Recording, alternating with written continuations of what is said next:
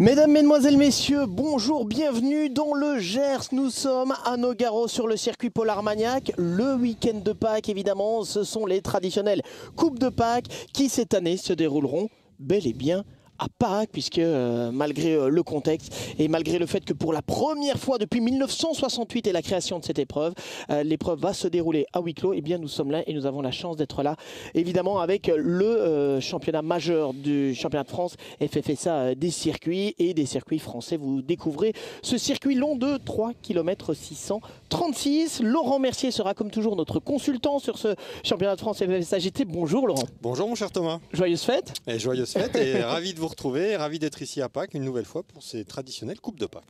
On est ravis effectivement d'être avec vous ici. Nous aurons bien sûr aussi Guénel Longy avec nous dans la voie des stands ou sur la grille de départ pour quelques interviews. On la retrouvera d'ailleurs d'ici quelques instants. Guénel avec le poleman. Il était déjà en pôle il y a 4 ans ici. Guénel Longy avec Alain Ferté. Oui, on en parlait un tout petit peu plus tôt entre nous tout à l'heure, Thomas. C'est notre aîné de ce plateau 2021 qui a signé la pole position devant l'un des plus jeunes du plateau, Alain. Quelle fougue incroyable, quelle magnifique pole position pour vous pour commencer la saison. Ouais, c'est parfait, ouais. Là, c'est un très bon début. Maintenant, bon, les qualifs c'est une chose, maintenant la course c'en est une autre. Et bon, on verra bien. L'Alpine, on sait, c'est une arme très intéressante pour ce tracé de Nogaro en particulier. Ouais, spécialement ici parce que bon, c'est une voiture qui est très agile, qui freine très tard, qui est très agile. Et vu que la ligne droite n'est pas trop longue, on se débrouille. Maintenant, bon, la course arrive, on va voir avec ce qu'il y a comme force en présence. On va voir. Merci beaucoup Alain, bonne course. Merci Guénel Longy, merci Alain Ferté, ancien poleman notamment des 24 heures du Mans en 1994.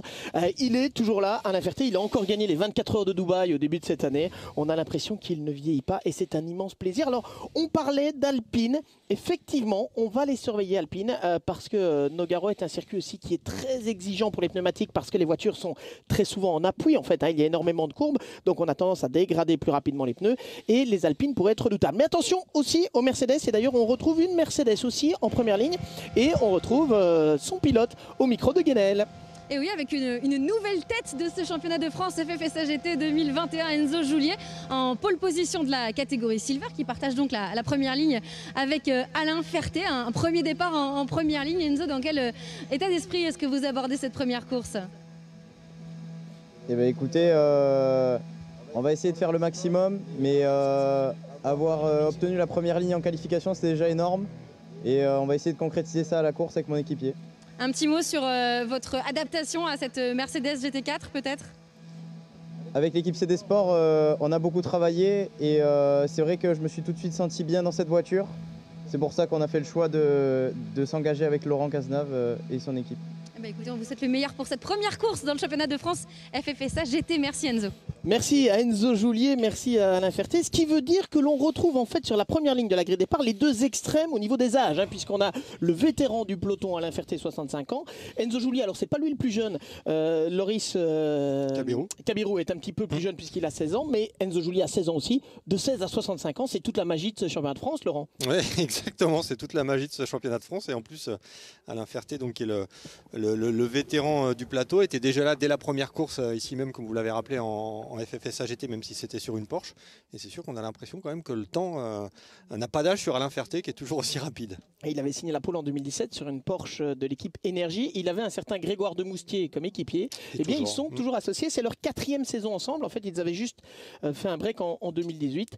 Et puis, ils sont revenus avec des Alpines en 2019, 2020 et 2021 avec cette saison qui débute donc très bien en ce qui les concerne. Nous aurons donc Alain Ferté en pole, à ses côtés Enzo Julier. Sur la deuxième ligne de la grille de départ, on aura Paul Évrard, le pilote normand. C'était une des bonnes surprises avec une Mercedes également. On vous disait qu'il faudra surveiller Mercedes, la 88 d'AKSP et puis la première des Aston pour un autre très jeune pilote, Romain Leroux, 18 ans avec une Aston de l'équipe AGS. Mais je pense que Guénel est allé un petit peu plus loin sur la grille de départ parce qu'on a 3 catégories dans le championnat de France FFSA GT, les Pro-Am, les Silver et les Ham. Guénaël, et vous êtes avec le poleman de la Ham Cup. Oui, j'ai couru pour aller recueillir les impressions de Pascal Hutto sur cette grille. Alors, on a l'habitude de les voir aux avant-postes de la catégorie Ham avec, j'imagine, des ambitions très importantes pour vous cette saison. On le sait, vous êtes passé à 2 doigts du titre l'année dernière. Et puis dans cette course, la première de l'année, on veut évidemment bien figurer, Pascal. Bah ouais, tout à fait. De toute façon, après le titre de vice-champion de l'année dernière, l'objectif inévitable, c'était de monter une marche supplémentaire.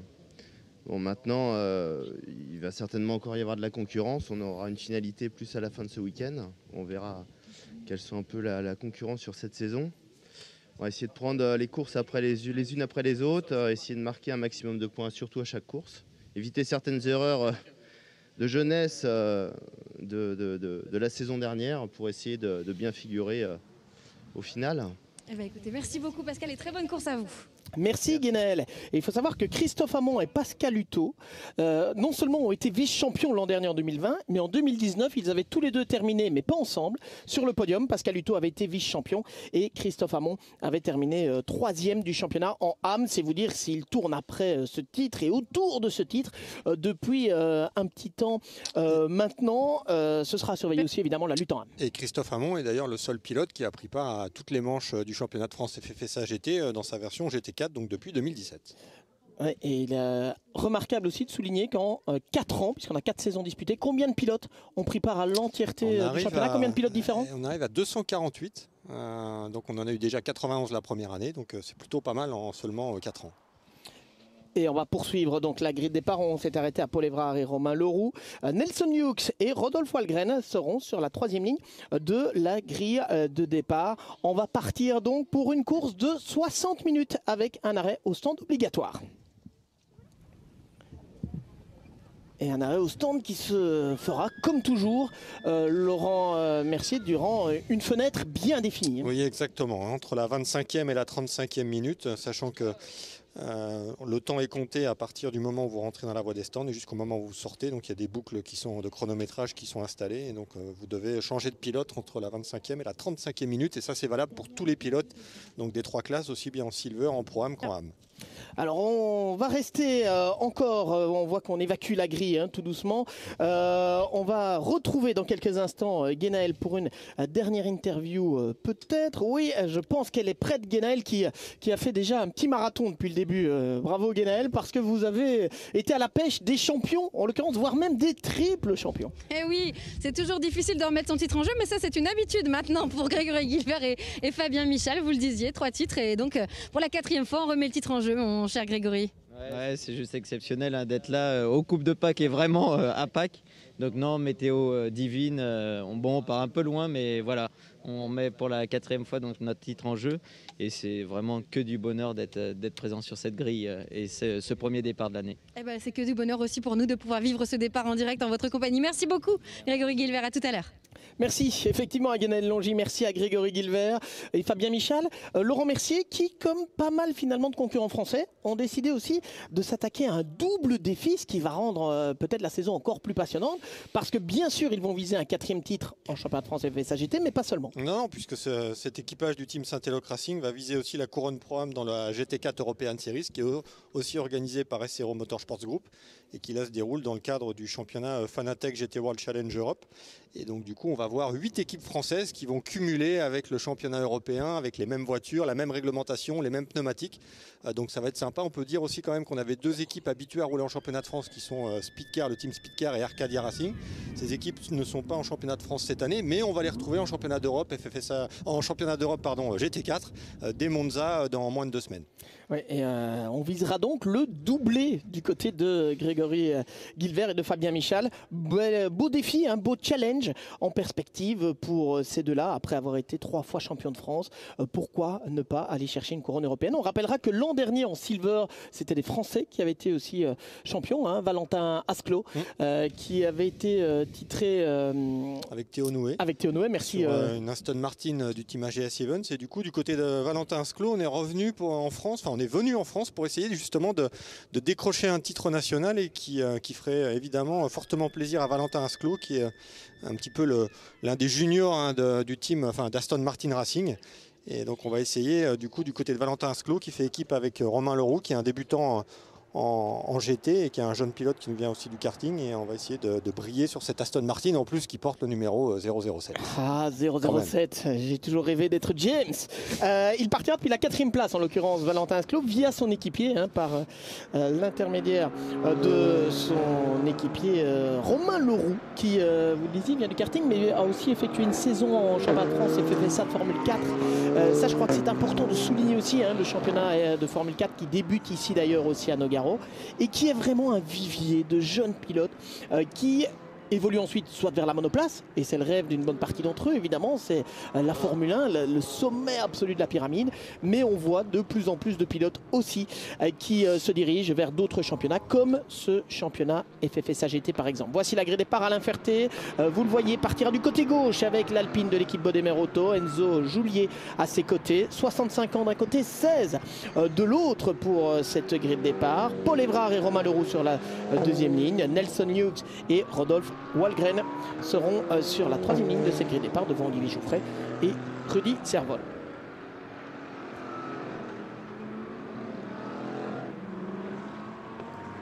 Dans quelques instants, le départ de la toute première course de cette saison 2021 pour le championnat de France FFSA GT. Les pilotes qui sont en train de monter les pneumatiques Pirelli en température dans la longue ligne droite de l'aérodrome, qui n'est finalement pas si longue, 900 mètres. Laurent, on atteint quand même, c'est déjà pas mal. C'est déjà pas mal et ça dépend des pilotes. Allez le dire à certains pilotes, je pense qu'ils vont pas forcément être d'accord avec vous en fonction de la voiture que vous avez au niveau de la vitesse de pointe. Ouais, exactement, on atteint justement des vitesses de pointe, on flirte avec les 230, 240 km/h avant un très gros freinage pour celle que l'on appelle l'épingle de l'école, qui n'est pas vraiment une épingle, c'est un virage qui malgré tout s'enroule assez bien. Mais on a souvent quand même des manœuvres de dépassement à l'approche de cette épingle, et donc il va falloir surveiller notamment les premiers tours, surtout avec un peloton aussi fourni de 34 GT4. Ouais, on a eu des dépassements, on a eu pas mal d'incidents aussi par le passé, là-bas tout au bout de cette ligne droite, avec des freinages.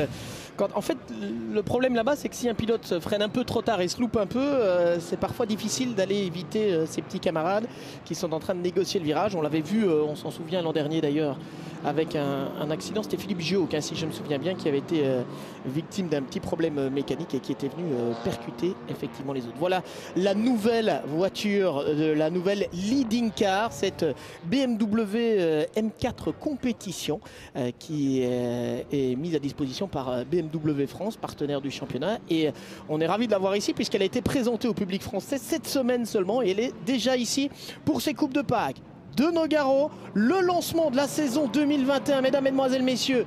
Dans quelques secondes maintenant, Alain Ferté face à Enzo Joulier, 34 voitures sur la grille de départ. On est parti pour la saison avec directement l'attaque de Nelson Hughes sur la voie intérieure pour venir avec la Ginetta de l'équipe K-Works s'intercaler peut-être en 3e position. Nelson Hughes qui va même tenter de faire l'extérieur à tout le monde et qui est en tête, c'est Alain Ferté. Alain Ferté devant Enzo Joulier, Nelson Hughes en 3e position, 4e position pour Paul Évrard.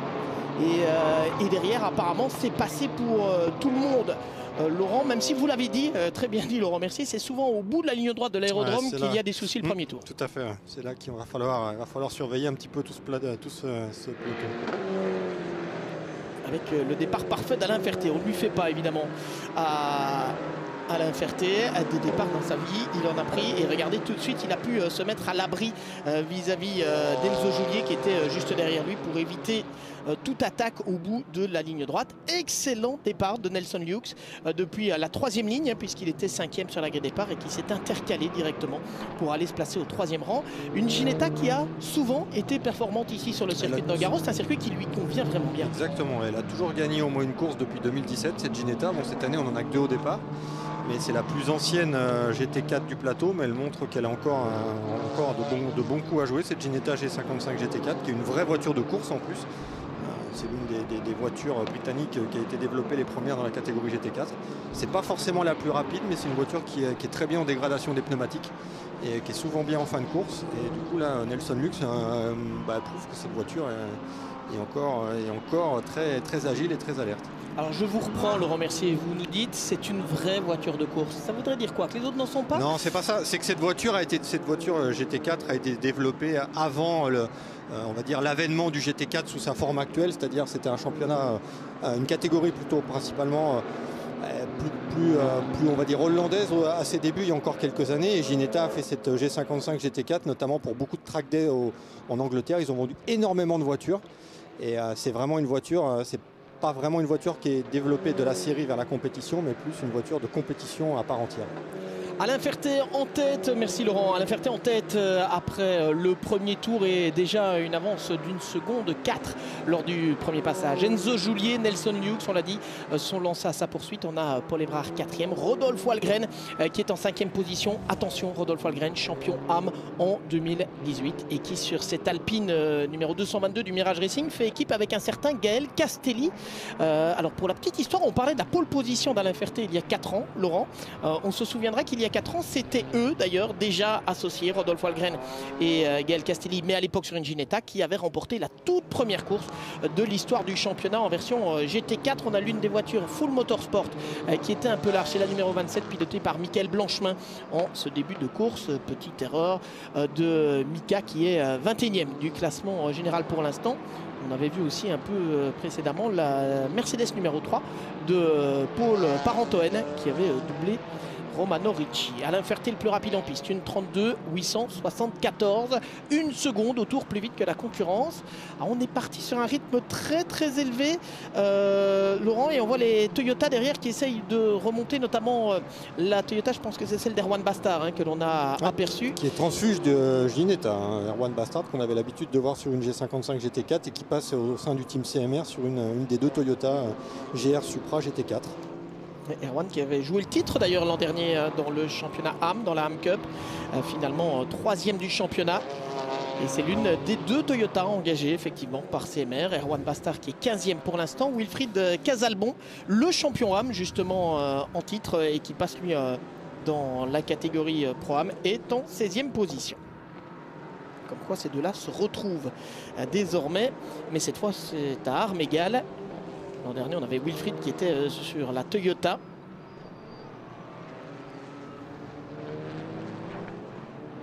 Et la lutte, comme toujours, à tous les niveaux dans ce championnat de France FFSA GT. C'est ce qui en fait sa beauté aussi. On a 34 voitures engagées et on a un niveau, Laurent Mercier, sincèrement, on va pas se mentir, c'est probablement l'un des plus beaux niveaux sur les 5 dernières années. On a 18 voitures engagées en Pro-Am et on a des grands noms du sport automobile français. On a de très jeunes pilotes qui viennent de la monoplace. On a des références françaises depuis quelques années. C'est probablement l'un des plus beaux plateaux depuis 5 ans. Tu es d'accord avec ça? Oui, tout à fait. Et on a en plus pas mal d'équipes en plus qui roulent à l'international à côté. Donc on a vraiment des équipes qui sont affûtées, des pilotes qui sont affûtés. Et le championnat de France FFSA GT maintenant fait aussi partie des plans de carrière des jeunes pilotes qui veulent se montrer en France avant de se montrer sur la scène internationale.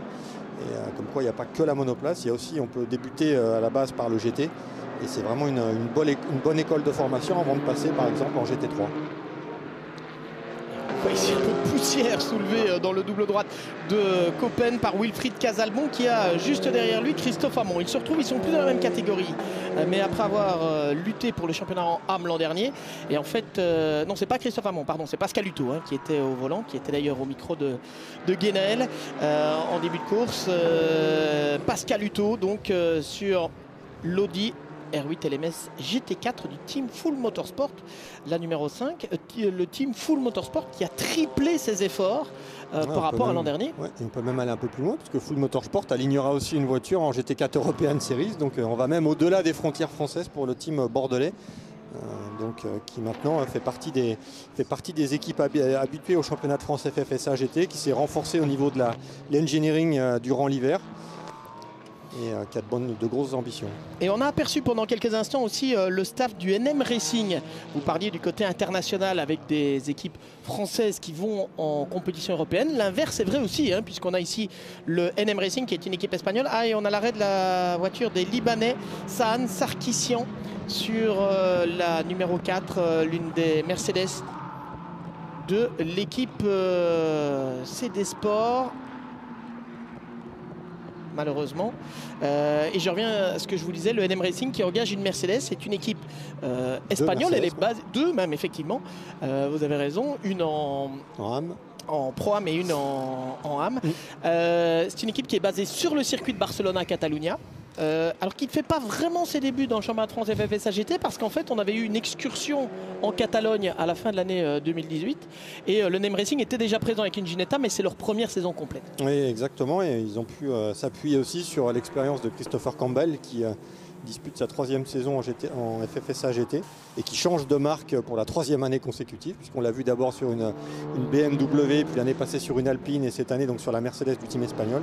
Et c'est sûr que c'est cette Mercedes en plus du team NM Racing qu'il va falloir vraiment, je pense, surveiller aussi pour les positions de tête dans la classe. Et on rappellera que le NM Racing avait gagné 4 courses l'an dernier dans le GT4 européen et que l'un de ses pilotes, Javier Loveras, était devenu vice-champion. Luc Ibanez, malheureusement, avait dû manquer un meeting à toutes les complications liées au Covid, sans quoi il aurait été vice-champion aussi, parce que c'est lui qui était la force motrice. Je ne sais pas si vous êtes d'accord avec moi, Thomas, mais je pense que Luc Ibanez va falloir le surveiller aussi, même bien pour sûr. le futur.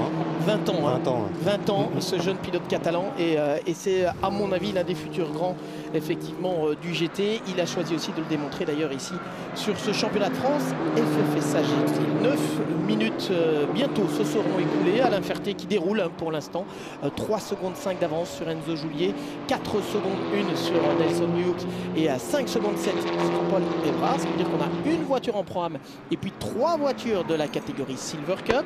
On a ensuite le deuxième Pro-Am, on l'a à l'image d'ailleurs, c'est l'Alpine rouge que vous voyez là, celle de Rodolphe Walgren qui est donc pour l'instant en 5e position.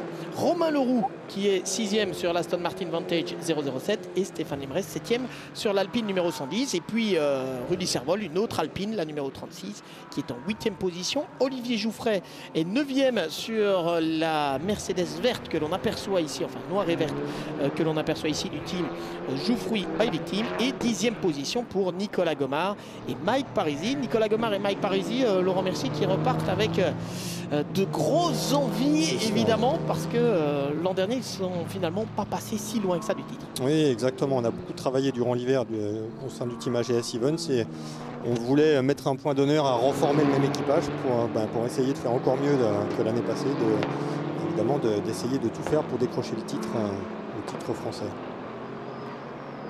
Et du côté de la classe AM, Thomas, on a donc toujours Pascal Hutto qui mène sur donc l'Audi Full Motorsport.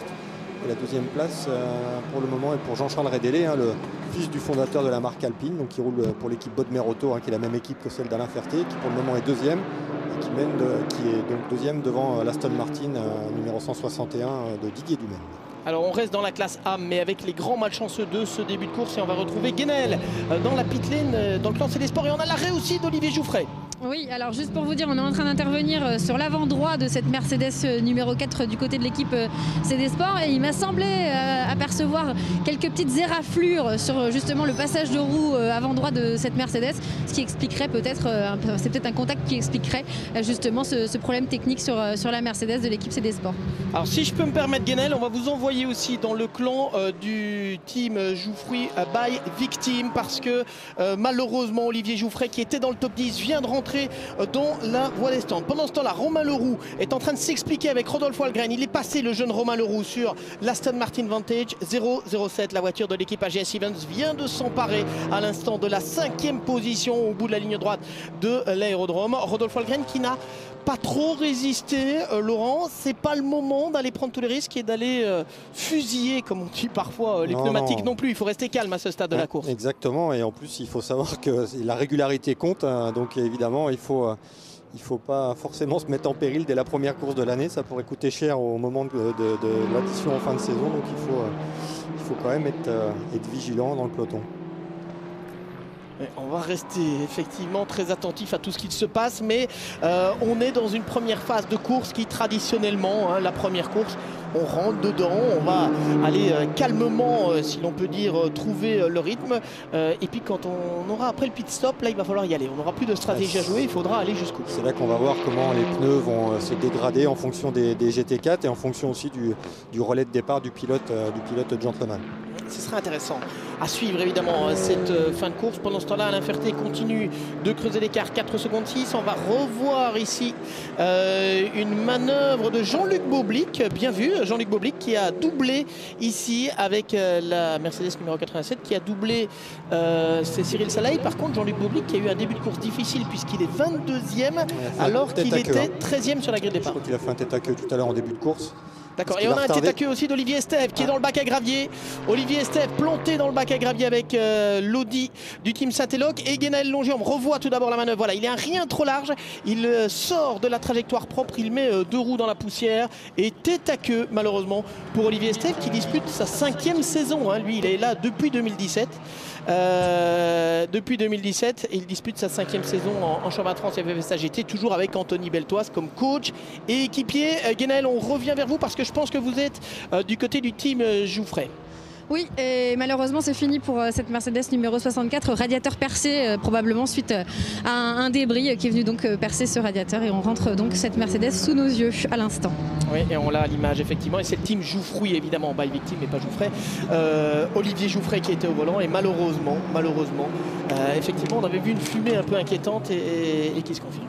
Et juste pour rebondir sur la sortie d'Olivier Estève, cette voiture a connu quand même quelques soucis alors qu'on est en régime de neutralisation. Celle-là ou une autre? Parce qu'il surtout l'autre, surtout l'autre. C'est pas celle-ci, c'est plutôt la voiture de base d'Olivier Estève et d'Anthony Beltoise qui a connu un début d'incendie.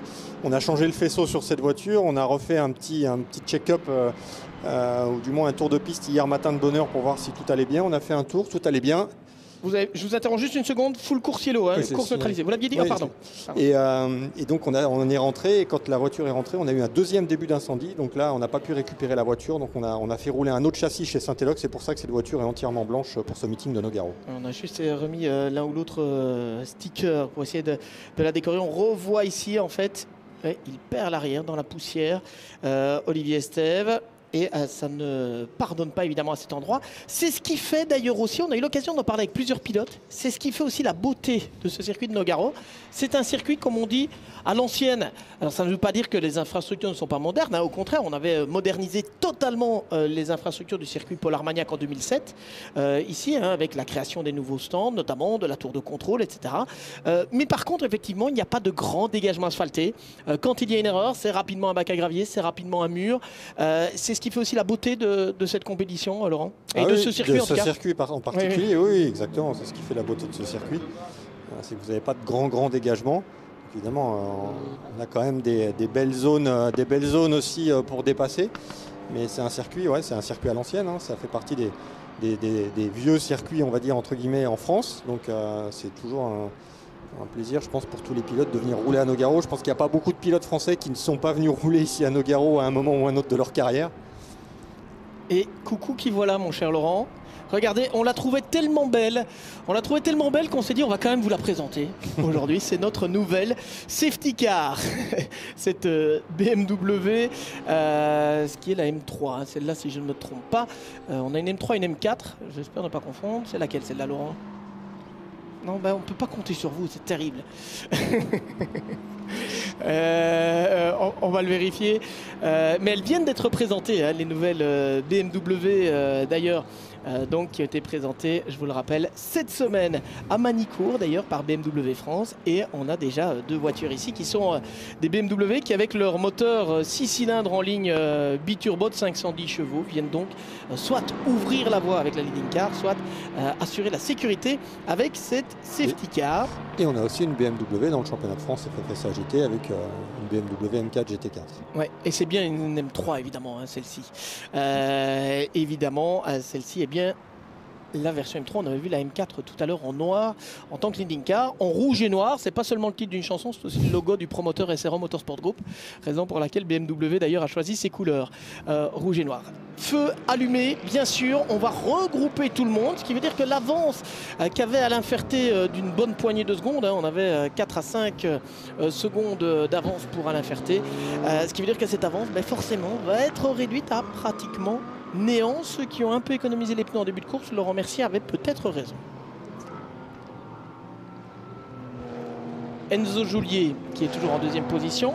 Nelson Hughes qui est troisième avec la Ginetta numéro 23. Belle histoire que celle de cette Ginetta parce que c'est une toute petite équipe quelque part qui vient affronter les grands et c'est le genre d'histoire humaine que Guénelle Longy aime bien. D'ailleurs elle a retrouvé Benoît Castagnier dans la Voie des Stands. Et oui, vous me connaissez bien mon cher Thomas. Oui, c'était l'occasion justement de mettre un petit peu les projecteurs sur cette équipe qui est venue avec la remorque, avec je crois que c'est la sœur de Nelson hein, qui est team manager. Nelson dans la voiture, super qualif. Benoît, des débuts dans ce championnat qui se passe super bien, avec une structure, tout ce qu'il y a de plus familial finalement. Ouais, c'est une petite équipe, on fait ça simplement, mais on essaie de le faire sérieusement quand même. Donc avec Nelson, on se connaît depuis longtemps, on est tous les deux ingés, donc on essaie de travailler, de s'entraider, il n'y a pas d'ego entre nous. On fait ça simplement, comme on peut, mais très sérieusement. La Ginetta est une super auto et voilà, apparemment pour l'instant ça marche bien, on espère que ça va durer. Du coup vous faites l'ingé quand lui est dans la voiture et lui il fait l'ingé quand vous êtes dans la voiture? Ouais, c'est un peu ça, on partage, on échange et on essaie de faire le setup tous les deux, quoi. Bon, vos ambitions pour ce meeting de Nogaro, c'est bien parti en tout cas pour le moment pour vous? Ouais, on aimerait bien faire un podium en silver, après on va voir. Là pour l'instant on est bien placé au scratch. On va voir ce que ça va donner en fin de course. Après le safety car ça nous arrange pas parce que du coup les grosses autos dégradent pas les pneus pendant ce temps. Mais bon, on va faire notre course tranquillement et puis on va voir où on est à la fin. Eh bien écoutez, vous êtes le meilleur. Merci Benoît. Merci beaucoup Guénelle et merci à Benoît Castagnier qui est tout habillé en combinaison Renault. Ce n'est pas parce qu'il y a un moteur Renault dans la Ginetta, mais il faut savoir que Benoît est un ancien animateur et notamment vice-champion de la Renault Clio Cup France. Ceci expliquant cela. Et quand Guénelle disait, Laurent, vous faites l'ingénieur et ils font l'ingénieur, c'est pas par hasard. Ils sont vraiment ingénieurs tous les deux, Nelson Hughes et Benoît Castagnier. Exactement, et Benoît Castagnier, lui, est ingénieur dans l'aéronautique, donc ce qui n'a pas forcément de rapport direct avec la compétition automobile. Si la Ginetta d'école, c'est pas une bonne nouvelle, je vous le dis. Exactement, et ils n'ont pas d'ingénieur pour ce meeting, c'est eux-mêmes qui font l'engineering. Ils ont 2 mécanos, et comme le disait Benoît, c'est la sœur de Nelson qui fait office de team manager, et donc c'est un petit peu à l'ancienne, mais c'est plutôt sympa de voir cette équipe en plus qui brille dès ce début de course avec Nelson qui pointe à la 3e place sur cette Ginetta, qui n'est pas en plus assurée de faire toute la saison, donc ce serait bien qu'un bon résultat vienne parachever cette venue à Nogaro. Ouais, ce serait une belle récompense. Pendant ce temps-là, vous l'avez vu, c'était affiché sur vos écrans. Safety car in this lap, ça veut dire que le safety car vient de quitter la piste. Drapeau vert de nouveau à partir de cette ligne-ci. Top. Maintenant, on peut de nouveau dépasser Alain Ferté qui emmène Enzo Joulier derrière lui. Nelson Hughes qui doit défendre sa position à l'attaque de Paul Évrard qui a essayé de se glisser à l'intérieur. Ça ne l'a pas fait finalement. Nelson Hughes qui est le patron pilote de cette équipe Kawers reste en 3e position. Paul Évrard est 4e, 5e place pour Romain Leroux qui avait pris un peu avant la neutralisation le meilleur sur Rodolphe Walgren qui est toujours 6e avec l'Alpine Mirage. Et puis derrière on a d'ailleurs 3 Alpines, Rodolphe Walgren sur la rouge, Stéphane Lemray sur la blanche et bleu nuit qui est la numéro 110 de l'équipe CMR. Et puis on a Rudy Servol sur la numéro 36 qu'il partage, la rouge qu'il partage avec un certain Nicolas Prost. Nicolas Gomard est en 9e position après l'abandon malheureux d'Olivier Jouffret, radiateur troué, nous disait Guénelle Longy. Et 10e place pour Fabien Michal, le triple champion de France, équipier de Grégory Guilbert. Attention à l'attaque, c'est bien passé pour Paul Évrard.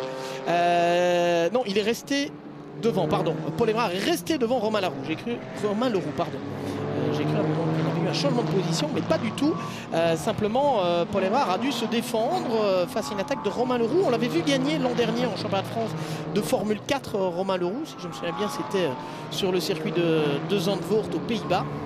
Et après une première saison en Formule 4, le pilote de Saint-Germain qui passe donc ici, il avait terminé 7e du championnat, qui passe donc ici au championnat de France, mais version FFS AGT cette fois et non pas en monoplace. Apparemment, Laurent, on a quand même pas mal de jeunes pilotes. On voit Enzo Joulier aussi qui vient de la Formule 4 espagnole. On a pas mal de jeunes pilotes qui s'adaptent finalement assez facilement à ces GT4. Oui, exactement, et c'est aussi pour ça qu'on a quand même un petit peu, chaque année on le dit, on a un petit peu un renouveau un peu du plateau avec des jeunes pilotes, mais cette année encore plus que les saisons passées, on a quand même de plus en plus de jeunes et le championnat maintenant fait preuve quand même d'un niveau évidemment de plus en plus relevé, donc ça intéresse les jeunes, comme on l'a dit tout à l'heure, la catégorie GT c'est une catégorie où vous pouvez vivre de votre métier de pilote. Après, si vous êtes repéré par un constructeur dans la catégorie supérieure, Donc c'est sûr que on a de multiples exemples de jeunes pilotes qui ont débuté par le GT, qui maintenant sont pilotes professionnels. Allez, un tour plus tard, on remet cela. Paul Évrard qui doit de nouveau se défendre face à une attaque de Romain Leroux qui tente par l'extérieur. Attention de ne pas se précipiter. Dans 3 minutes, on ouvrira la fenêtre pit stop. Il faut rester calme du côté de Romain Leroux, d'autant qu'on va avoir un certain Valentin Asclo qui n'est autre que champion d'Europe GT4 qui va prendre le relais d'ici quelques instants. Donc pour Romain, pas question surtout d'aller faire de bêtises. Il aura, quoi qu'il arrive, réalisé un bon relais puisqu'il est 5e pour l'instant. Pendant ce temps-là, Alain Ferté en a remis une petite couche. Laurent Mercier, dès la relance après le safety car, il a repris directement quelques longueurs d'avance. Oui, il a repris quelques longueurs d'avance. On compte Alain Ferté maintenant compte 2 secondes 3 d'avance sur Enzo Joulier. Et Nelson Hughes qui a un peu décroché, on le voit, par rapport à Enzo Joulier. On a une information intéressante que nous a donné Benoît Castagnier qui dit oui, la safety car, la neutralisation, ça ne nous arrange pas trop parce que pendant ce temps-là, les grosses voitures, disait-il, donc les voitures un peu plus lourdes, dégradent moins leurs pneus. Est-ce qu'une safety car peut vraiment changer toute la physionomie de la course au niveau de la dégradation des pneus? Là, le safety car a quand même été très court, donc là, ça ne va pas forcément changer grand-chose. Mais c'est sûr que si vous avez une longue période de neutralisation, ça peut un petit peu remettre les compteurs à zéro. Alors que ouais, il est passé Paul Évrard qui s'est glissé à l'intérieur, Paul Évrard de Nelson Hughes, et Romain Leroux en a profité également. Nelson Hughes qui vient de perdre 2 places à l'entrée de l'escargot. Cette épingle à droite suivie directement d'une épingle à gauche. Regardez, on voit très bien le classement ici. Alain Ferté en tête. Derrière, on a Enzo Joulier en solo. Et puis pour la 3e position, Paul Évrard qui était attaqué par Romain Leroux. Et Nelson Hughes qui est tombé 5e. Et une crevaison malheureusement pour la numéro 3 de l'équipe CD Sport, Paul Parent-Toen, qui vient de rentrer. Il va être relayé par l'ex-champion en Fugno, ces petits prototypes, l'ex-champion Fugno Aurélien Robineau qui avait été champion en 2018 dans le championnat et qui va prendre le relais d'ici quelques instants. Et les pilotes qui se préparent du côté de la voie des stands. Ouverture dans quelques secondes de la fenêtre pit stop. Et on voit notamment Christophe Carrière ici à l'image, dont c'est l'anniversaire d'ailleurs aujourd'hui. On salue Christophe, c'est Loris Noroy. Je cherchais le prénom, Loris Noroy qui est juste à côté de lui. Ce sont les 2 voitures de l'équipe AGS Events qui sont engagées dans la catégorie AM. Ça lui fait quel âge, Christophe Carrière, vous savez? De tête, non. Je suis désolé. On ne peut pas compter sur vous. De tête, quand même. ça me paraît compliqué. Moi, je pouvais déjà vous dire qu'il était né un 4 avril. Ça, c'était la première chose quand même. Il est né un 4 avril 1972, en l'occurrence. Donc, vous faites le calcul vous-même? Ça devrait aller. Ça devrait aller. Ça nous fait combien? Ça nous fait 49. Ouais, ça doit être ça. Ça doit être ça. Vous doutez de mes... Non, j'aurais posé. Je sais que vous êtes un expert en calcul. Je n'aurais pas osé. Allez, on retourne en piste parce que la bagarre est belle entre... c'est Paul Évrard, pardon, et Romain Leroux. Je voyais le numéro 2 affiché en fait sur le... C'est important peut-être de le rappeler d'ailleurs, je voyais le numéro 2 qui m'a mis dans le doute. Le numéro 2 c'est la position dans la classe. Donc cette voiture est 3e sur notre classement qui s'affiche, mais elle est 2e en Silver Cup, puisqu'Alain Ferté et Grégoire de Moustier sont engagés en Pro-Am. Et donc vous voyez des couleurs différentes d'ailleurs pour les concurrents. Donc on a du jaune pour les concurrents de la Silver Cup, on a du bleu pour l'Umirang, comme on l'appelle, position lumineuse. On a du bleu pour les concurrents du Pro-Am et on a du rouge pour les concurrents qui sont engagés dans la catégorie AM. Le pit stop maintenant, Alain Ferté rentre dans la voie des stands. Le pilote de l'Alpine Bodmer Auto. Il a fait son travail, Alain Ferté. Il a fait ce qu'il fallait. Comme d'habitude. Et qui va être relayé par son habituel équipier Grégoire de Moustier. À noter, vous parliez du fait qu'ils étaient déjà présents en 2017, c'était déjà Georges Casca qui était le team manager. Avec le nom du team qui n'était pas le même. C'était pas des Alpines à l'époque, c'était pas Bodmer Auto, c'était Energy by ART, si ouais, je me souviens bien. Avec des Porsche, mais c'est vrai que c'est un contexte. On mise clairement sur la continuité du côté de Grégoire de Moustier et d'Alain Ferté, et ce depuis quelques années maintenant. avec un duo inchangé, avec des ingénieurs, Pierre Arnaud en l'occurrence, inchangé. Là, on a l'image de la voiture de deux revenants dans le championnat de France FFS AGT avec Lenny Martins et Sacha Botman qui font équipe chez Full Motorsport. Et on a l'arrêt de l'autre voiture de Full Motorsport, on en a parlé précédemment, 3 Audi R8 LMS GT4 désormais engagé par ce team Full Motorsport. Dont une avec là aussi un revenant sur un programme complet qui est Morgan Moulin-Trafort qui fait équipe donc avec Michael Blanchemin. Une équipe qui est basée à Mérignac. Donc, c'est pas très loin d'ici ça, Mérignac. Oh, dans la banlieue bordelaise. Presque à la maison. Il y a pas mal de courses de manière générale dans le sud-ouest, puisqu'on ira également du côté d'Albi, qui n'est pas très loin d'ici aussi en cours de saison. En attendant, retour sur celui qui était en tête. Petite glisse là pour Grégoire de Moustier. Attention, ça c'est toute la complexité évidemment. Quand on repart après le pit stop, il faut essayer d'être directement dans le rythme. D'ailleurs, Laurent, on dit souvent que les bons pilotes d'endurance, ils vont vite sur un tour, mais ils vont vite aussi dans les moments clés comme le in-lap qu'on appelle ou le out-lap, c'est-à-dire le tour où on rentre ou le tour où on sort. Ouais, le tour de sortie, il y a des pilotes qui sont beaucoup plus agiles pour faire fonctionner la voiture avec les pneus dès le tour de lancement. Ouais, qui trouvent directement les limites. Attention de ne pas surpiloter quand on sort de la pit lane, parce que sinon on peut vite surchauffer les pneus. Si on a vu ici la glissade de Grégoire de Moustier, il ne faut pas trop multiplier ce genre de choses, parce qu'alors les pneus commencent à surchauffer. Plus ils chauffent, plus ils glissent, plus ils se dégradent. Et forcément, plus vous glissez. Donc c'est un cercle vicieux dans lequel il faut éviter de rentrer. Voilà Christophe Carrière, 49 ans aujourd'hui, et au volant de cette Aston Martin Vantage numéro 161. Ils font partie de ceux qui pourraient jouer le titre en Am Cup cette année, Laurent. Ils sont restés dans le même contexte également, même équipage, Christophe Carrière, Didier Dumaine, l'équipe AGS Events, la même voiture d'Aston Martin. Ils avaient terminé 4e l'an dernier. Donc cette année, voilà, il faut aller sur le podium. Ce qui était une belle performance d'ailleurs, puisque c'était la première année qu'AGS Events engageait la nouvelle Aston Martin Vantage GT4. Et je pense que ça a aidé aussi à d'autres équipes à regarder du côté de cette Aston Martin. Parce que maintenant Mirage Racing fait aussi rouler une Aston Martin. C'est le cas aussi du team JSB Compétition. Et je pense qu'à l'avenir, on peut aussi voir d'autres équipes françaises faire confiance au châssis britannique. Oui, on retrouve pas moins de 6 Aston Martin Vantage, alors qu'il y a 2 ans, il n'y en avait pas une seule dans le championnat. On avait juste eu une pige de l'équipe britannique Super Racing. Oui, qui était venu en plus qui était bien à Francorchamps, mais dans un autre contexte, hors classement. Mais effectivement, donc c'est vraiment une belle montée en puissance de la marque Aston Martin. Aston Martin a su fédérer ses clients, ses anciens clients. Et maintenant, on a plus d'environ une cinquantaine d'Aston Martin GT4 qui roulent un petit peu partout dans le monde. Ce qui est quand même assez important. Ce qui est un beau chiffre. Pendant ce temps-là, Enzo Joulier, vous parliez d'Alain Ferté qui a fait le job. Je pense qu'on peut dire la même chose d'Enzo Joulier. Tout à fait. 16 ans seulement pour Enzo Joulier, et qui est en tête de la catégorie Silver. Là, il est un peu dans le trafic, Enzo. Donc ça, c'est quelque chose de nouveau, évidemment, pour eux. On a l'arrêt de Pascal Hutto et Christophe Hamon sur l'Audi numéro 5 du team Full Motorsport.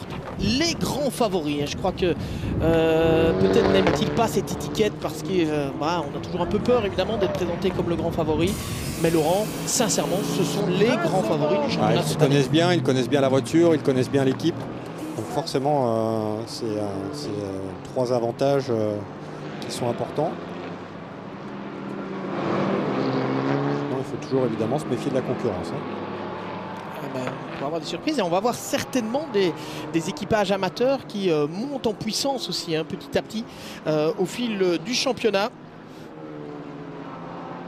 Et là, la 007 de Romain Leroux. Il y a une question, évidemment, c'est de savoir est-ce qu'il est bien, oui ou non, de laisser les pilotes en piste plus longtemps. Là, Enzo Joulier, il reste en piste, mais il est un peu dans le trafic pour le moment. Est-ce qu'il ne perd pas un peu de temps, Enzo Joulier ? Et la question, c'est de savoir si c'était effectivement la bonne méthode.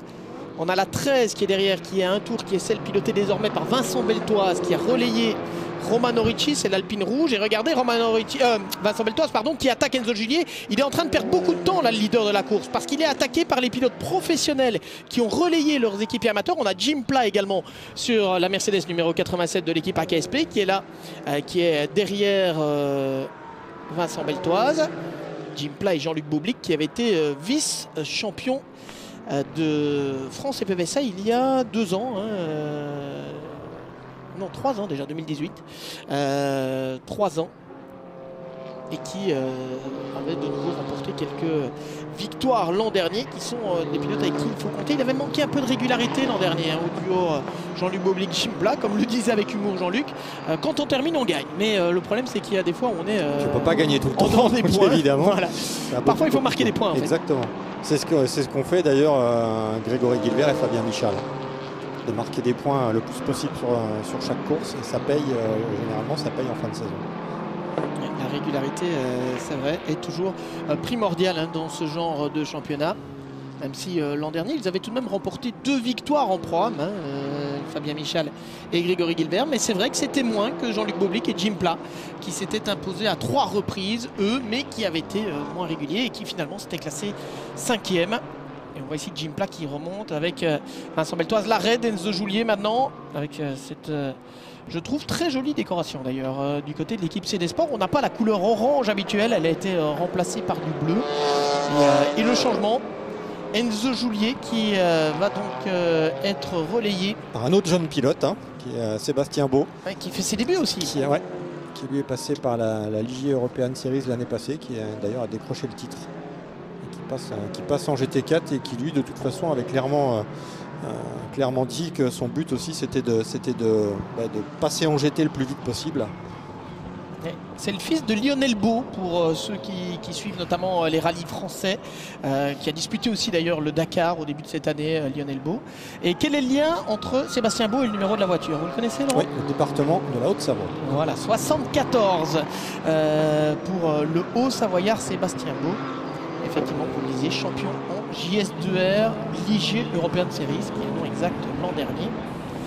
Il avait notamment devancé un certain Nathan Biel. Sébastien Beau, eh bien, c'est son premier relais officiel dans le cadre du championnat de France. FFSA GT.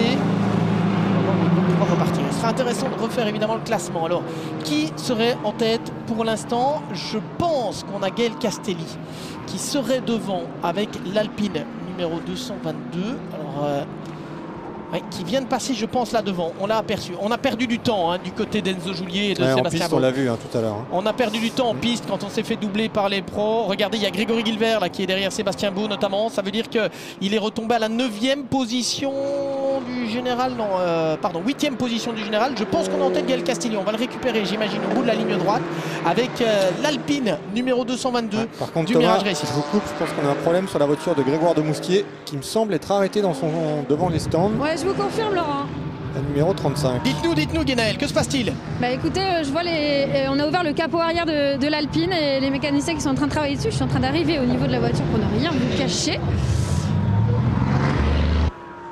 Oui, décidément. Pas de chance pour cette Alpine Bodmer Auto. Avec un souci au niveau du compartiment moteur, manifestement, pour cette voiture qui s'était élancée depuis la pole position grâce à Alain Ferté. Et on avait dit que les Alpines allaient être redoutables ici. Attention parce que, comme disaient les Anglais, to finish first you have to finish. C'est-à-dire que pour terminer premièrement, il faut terminer. Et malheureusement, dans ce cas-ci, eh bien, si ce n'est pas l'abandon, en tout cas, c'est la fin de tous les espoirs de victoire pour Alain Ferté et Grégoire de Moustier. Regrettable. Gaël Castelli, pendant ce temps-là, est en tête. On va peut-être en profiter d'ailleurs pour refaire le point sur le classement après la fenêtre pit stop. Gaël Castelli sur l'Alpine, numéro 222, Mirage Racing. Il est en tête, il est aussi en tête de la catégorie Pro. Oui, et il devance Timothée Buret, qui lui roule sur une Mercedes du team AKSP et qui roule en silver. Et Timothée Buret qui fait ses débuts aussi en championnat de France FFSA GT sur la Mercedes AKSP numéro 88. Troisième position, il a relayé Rudy Servol, c'est Nicolas Prost sur l'Alpine numéro 36 de l'équipe CMR, qui est donc la deuxième Alpine dans le top 3 pour l'instant. Ouais, et la quatrième place est pour Mike Parisi, qui est un petit peu le local de l'étape, le pilote palois, qui a, comme on vous le disait tout à l'heure, fait équipe avec Nicolas Gomard sur cette Aston Martin Vantage GT4 Team AGS Events, la numéro 89. Et ils avaient gagné d'ailleurs ici en prom l'an dernier, Nicolas Gomard et Mike Parisi. Quatrième du classement général effectivement pour le champion, enfin les champions de France, puisqu'on a Mike Parisi, champion de France Pro-Am 2017, Nicolas Gomard, champion de France AM en 2019. Et apparemment on aurait eu une sortie pour la voiture numéro 110 de Matteo Herrero, qui serait sorti au niveau des virages de Copen, en l'occurrence à l'entrée de l'escargot, et qui aurait pu reprendre la piste. Matteo Herrero qui est tombé 24e. Lui aussi, Matteo Herrero, c'est un jeune pilote qu'il va falloir surveiller sur les prochaines courses. Là, il avait brillé à Albi l'an dernier pour sa première apparition, alors qu'il disputait la Coupe Alpine, l'Alpine Elf Europa Cup. Il avait brillé à Albi en remportant 2 victoires. Et là, Gaël Castelli et Rodolphe Walgren, s'ils vont s'imposer ici, on aura quand même l'impression d'avoir rajeuni de 4 ans, mon cher Laurent. Une pole position d'Alain Ferté comme en 2017. Et si on devait avoir une victoire de Gaël Castelli et de Rodolphe Walgren, comme lors de la première course de 2017, sincèrement, arrêtons l'horloge qui avance. Sauf que là aussi, ce ne sera pas sur la même voiture, puisqu'en 2017, cet équipage ne s'était pas imposé évidemment sur une Alpine, puisque l'Alpine A110 GT4 n'était pas encore sortie. Et là, on était sur une Ginetta G55 GT4. On a l'image d'ailleurs, Rodolphe Walgren, champion âme en 2018. Il a terminé 3e du championnat l'an dernier avec Vincent Beltoise sur une Alpine Mirage. Il reste avec une Alpine et avec le Mirage Racing, mais il a changé d'équipier en retrouvant son pote Gaël Castelli. Évidemment, cette victoire-là, elle serait coupable. C'est un équipage, sincèrement, Laurent, qu'on avait pointé parmi les tout grands favoris. Alors, je n'oserais pas dire que je les avais pronostiqués en vainqueur. On va attendre encore 22 minutes pour cela. Mais c'est un équipage qui fait figure des grands favoris sans aucun doute. Alors là, on est sur la bagarre avec Luc Ibanez, le jeune pilote espagnol qui est devant Nelson Hughes. Nelson Hughes qui est 3e pour l'instant de... Non, c'est Benoît Castagnier, on n'a pas eu de changement de pilote, mais c'est Benoît Castagnier sur la numéro 23, qui est l'ex-vice-champion de la Renault Clio Cup France, qui est donc pour l'instant 7e et 3e de la Silver Cup. Et ce qui veut dire que Sébastien Beau, après avoir relayé Enzo Joulier, est retombé 4e. Ça a été, la stratégie était loin d'être idéale, hein, Laurent, du côté de l'équipe CD Sport. On va peut-être laisser un petit peu longtemps en piste, notre ami Enzo Joulier. On a bien compris, hein, quand il s'est fait attaquer par Vincent Beltoise, qu'il a dû faire à l'extérieur, rien que là, il y a 1 à 2 secondes qui s'échappent. Et à ce niveau de compétition, évidemment, c'est le genre de choses qui ne pardonne pas. Et puis on a aussi l'Aston numéro 07 là, de Valentin Asclot, qui est pour l'instant en 5e position et 2e de la catégorie Silver Cup. Valentin Asclot qui est l'un des pilotes juniors Aston Martin, champion d'Europe GT4 et qui est associé cette année à un jeune pilote qui nous vient de la Formule 4. Romain Leroux, il est avec vous, Guénaël Longy. Oui, vous avez beaucoup parlé des jeunes pilotes évidemment parce qu'ils sont nombreux dans cette édition 2021, des rookies. On a parlé avec Enzo sur la grille, Joulier tout à l'heure. Eh bien on est avec Romain Leroux maintenant. Beau début de course pour vous, Romain, pour ses premiers tours de roue officiels, on va dire, au volant de la Aston Martin 007. Non, plutôt pas mal, plutôt content. Départ compliqué, c'est toujours une nouvelle catégorie, une nouvelle voiture, tout est un peu nouveau là, donc, mais après les premiers tours, ouais, on a pu se mettre dans le rythme et plutôt content. Ouais. Maintenant, il ne reste plus qu'à Valentin de finir le travail. Bon alors justement, hein, vous êtes un équipage de 2 jeunes, mais Valentin a quand même pas mal d'expérience, et notamment au volant de cette GT4. À quel point il vous apporte justement de son expérience pour essayer de gagner le plus possible de temps dans votre apprentissage de cette voiture? C'est ce qui m'apporte, c'est énorme, c'est incalculable. C'est une des raisons pour lesquelles on fait ce championnat cette année avec lui, c'est parce que c'est pour son expérience, pour tout ce qu'il peut m'apporter, et on est à peine à la première course, et ce qu'il a pu m'apporter jusqu'à maintenant, c'est incroyable. Et merci, je peux que lui dire merci, parce que si on en est là, c'est grâce à lui, donc voilà. Bon, l'ambition, quand on voit déjà dans la première course vos performances à tous les deux, c'est clairement le titre dans la catégorie Silver. Ah oui, ça c'est sûr, il me l'a dit assez clairement avant même que l'année commence, donc voilà, c'est le titre. Ça va pas être facile, mais bon, on n'est pas trop mal placé là, donc faut aller chercher des victoires, et la régularité, c'est ce qui gagne des championnats, donc voilà. Merci beaucoup, Romain, bonne fin de course. Merci à vous aussi. Merci Guénaël, merci à Romain Leroux. Au moins les ambitions sont claires, on se cache pas là. Et ce qu'on peut peut-être rajouter par rapport à Romain Leroux et Valentin Asclot, c'est que Valentin Asclot, en plus de son statut de pilote et de pilote junior Aston Martin Racing, travaille aussi avec Ben Bourder, qui est le responsable de la compétition client chez Aston Martin Racing, pour essayer de trouver des pilotes, donc essayer de les placer dans des équipes. Et c'est un petit peu son rôle à Valentin, et c'est pour ça qu'il est allé un petit peu piocher dans le vivier de pilotes qui arrivent soit de la Formule 4, soit du karting, pour essayer de de parvenir à réunir des équipages et c'est plutôt réussi pour cette année. Oui, attention parce que la deuxième place n'est pas encore dans la poche, hein, loin de là pour Valentin Sclore. Regardez comment Benoît Castagnier est revenu derrière lui avec la Ginetta.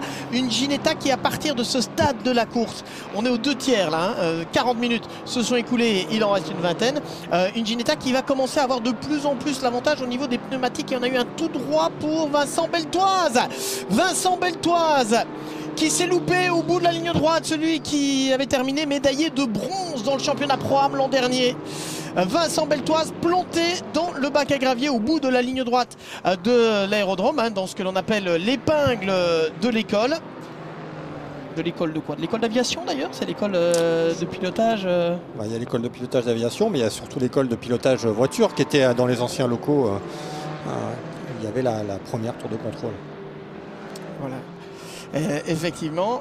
Et pendant qu'on va dégager la voiture, et bravo au commissaire de piste, on en profite évidemment pour les saluer leur travail. On n'aura peut-être même pas de neutralisation. Guénaël Longy continue son tour dans la pit lane. Et je pense, Guénaël, qu'elle est avec un invité de nouveau. Oui, bah, vous me prenez de court, mais bon. Ah bon, pardon, excusez-moi. Je crois que vous étiez en train de se préparer tranquillement, mais c'est pas très grave. Non, mais dites-le, je suis au garde à vous, Thomas. Je suis au garde à vous, en compagnie de Paul Évrard. Non, on était en train justement de discuter un petit peu de ce qui se passait en piste, parce qu'il y a pas mal de bagarres et qu'il a un petit peu sous pression son coéquipier Timothée Buret. Comment ça s'est passé déjà pour vous, Paul, dans votre relais? Le relais, c'est pas trop mal passé. On a eu un petit peu de mal au début. Enfin, du moins, j'ai eu un petit peu de mal au début.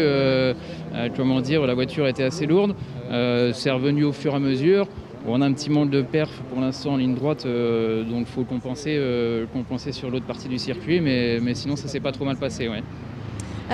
C'est Timothée Buret donc, qui vous a relayé au volant.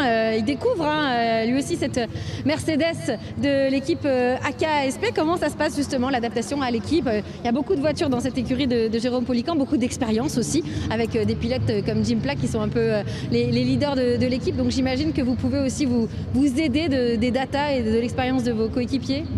Ouais, c'est ça. Alors, du coup, pour le coup, Tim avait fait une saison de GT4, donc il fait un peu de proto, un peu de GT4. Donc à chaque fois, quand il remonte dans la GT4, il faut se remettre dedans. C'est lui qui me tire, qui essaye de me tirer, puisqu'il a quand même pas mal d'expérience. On a la chance d'avoir de bons pilotes dans le team, qui sont Simon, Thomas et comment dire, Jim. Pour le coup, ça nous aide, ça nous pousse vers le haut, ça nous tire vers le haut, et j'espère que ça nous permettra de faire une très belle saison. Ouais. Quand on est deux jeunes pilotes comme ça dans une équipe renommée comme celle-ci, j'imagine que les ambitions, elles sont assez claires. C'est clair, ouais. On va dire que voilà, on va essayer de faire du mieux possible sur toute l'année, pas faire d'erreurs et puis pourquoi pas viser le titre si possible, ouais. Écoutez, c'est tout ce qu'on vous souhaite. Merci beaucoup, Paul. Merci. Merci Guénaël, merci à Paul Évrard. En attendant, vous l'avez remarqué peut-être, nous sommes en neutralisation, full course yellow, un anglicisme qui signifie que tout le circuit est placé sous drapeau jaune. Décidément, du côté de chez Bodmer Auto, ça va pas forcément très bien, puisque la voiture de Laurent Coubard s'arrête. Oh, puis l'Alpine à l'arrière. Il n'y a plus de pare-choc arrière. Je pense qu'on a essayé de l'enlever par l'arrière, parce que la corde était à l'arrière de la voiture, et je vais me demander si on n'a pas arraché l'arrière de la voiture. Ouais, drapeau jaune et safety car, neutralisation de la course. On va regrouper tout le monde de nouveau. Et vous l'avez dit effectivement, Laurent, malheureusement pour l'équipe Bodmer Auto, les deux voitures, parce qu'il y a la 76 qui fait partie des équipages clairement outsider, Jean-Charles Rédélé qui est le fils de Jean Rédélé, le fondateur de la marque Alpine, et l'ex-motard Laurent Coubard, qui est un spécialiste de l'endurance en moto. Laurent qui a notamment gagné, si je ne me trompe pas, les 24 heures de Barcelone en moto. Et bien malheureusement pour eux, problème technique là aussi. Et de nouveau, regardez Laurent, on a l'impression de revoir les mêmes images, capot moteur ouvert, on scrute et on essaie de trouver l'origine du problème pour cette Alpine numéro 76. Et on va pouvoir refaire le point sur le classement.